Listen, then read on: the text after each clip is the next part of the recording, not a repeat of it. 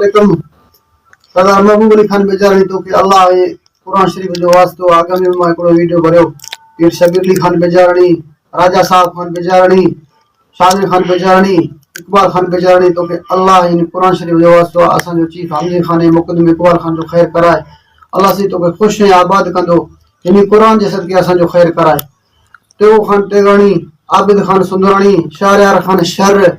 जतोइन जो सरदार जाथों जा वायो अल्लाह से तव्हांखे खुश ऐं आबाद कंदो सरदार सजन खे असांजो चीफ हमजे खान मुक़द्दम इकबाल खान खैर करायो इहो अल्लाह से तव्हांखे खुश ऐं आबाद कंदो क़ौम निंदवाणी के सजन के भी अर्ज़ कयां थो मुक़द्दम दादिर खान निंदवाणी आमिद खान निंदवाणी हाकिम खान निंदवाणी सजन ई निंदवाणी जे मुक़द्दमन के सरदारन के सभिनि खे अर्ज़ थो कयां हीअ कुरान शरीफ जे वास्ते असांजे निंदवाणी जो खैर करायो निंदवाणी सभु सचा थियो खैर करायो अल्लाह से तव्हांखे खुश ऐं आबाद कंदो चीफ अज़ीज़ुल्लाह खान जाफ़री मुक़द्दम यारूल खान जाफ़री जा मोतबर जेके बि आहिनि सभिनि खे अर्ज़ थो कयां कुरान जे सदके असांजो खैर करायो तव्हांखे अल्लाह साईं खुश ऐं आबाद कंदो मीर जहांगीर खान चीफ मंगलाणी अल्लाह साईं तोखे खुश ऐं आबाद कंदो असांजो खैर करायो सॼो मुक़द्दम हिकु ई आवाज़ उथायो असांजो खैर करायो मुक़द्दम चीफ हमजे खान मुक़द्दम इकबाल खान निंदवाणी जो अल्लाह साईं तव्हांखे खुश ऐं आबाद कंदो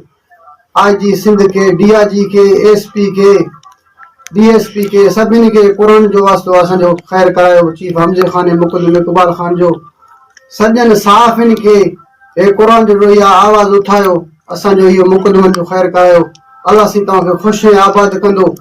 क़ौम निंदवाणी खे ॿीहर बि अर्ज़ थो कयां त पंहिंजे मुक़द्दमनि जो ॿेली खैर करायो मोतबरनि खे मुक़द्दमनि खे सॼनि खे चवां थो जेके पाड़े जा मुक़द्दमा आहिनि खैर करायो अल्लाह साईं तव्हांखे खुश ऐं आबाद कंदो जिथे हूंदो अल्लाह साईं तव्हांखे ख़ुशि कंदो बेजारणी के सरदार महबूब अली खान बेजारणी के मीर शबीर अली खान खे शादिर खान के राजा साहब के इकबाल खान बेजारणी के सजन के वरी बि अर्ज़ आहे इन कुरान जे सदके असांजो इन मुक़द्दम चीफ हमजे खान मुक़द्दम इकबाल खान जो खैर करायो अल्लाह साईं तव्हांखे खुश ऐं आबाद कंदो जेके बि आवाम आहे सजन खे मां गुज़ारिश थो कयां असांजो खैर करायो अल्लाह साईं तव्हांखे खुश ऐं आबाद कंदो इन कुरान जो मेड़ अथव असांजो खैर करायो